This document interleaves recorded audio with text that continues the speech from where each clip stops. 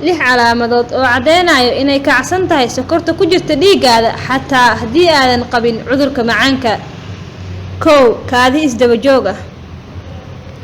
marka ay kacdo sokorta ku jirta dhiiggaada, kiliyuhu waxay iska saaraan sokorta dheeriga ah ayagoo ka nadiifinaya dhiigga sokorta badan.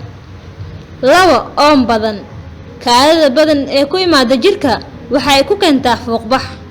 qofkana markaa wuxuu dareemi karaa sida caadiga ah oon badan. 3 madax xanuun joogto ah. kacsanaanta sokorta ku jirta dhiigga waxay saameysaa hormoonada doorka muhiimka ka ciyaara shaqada maskaxda, waxayna keentaa madax xanuun joogto ah. 4 nabraha jirka oo reysan waayo.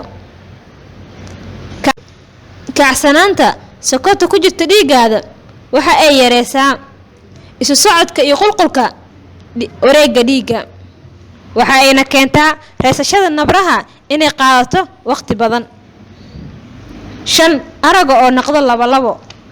kacsanaanta sokorta ku jirta dhiiggaada waxa ay qalqal gelisaa araga, ugu dambeyntiina waxa ay keentaa araga oo guud ahaan lumo.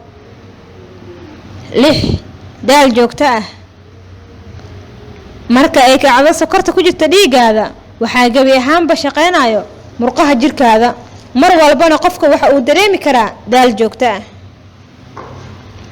fadlan walaal, haddii aad isku aragto calaamadaha, booqo xarun caafimaad. ogowna cudurka macaanka waxa uu kugu dhici karaa waqti walba.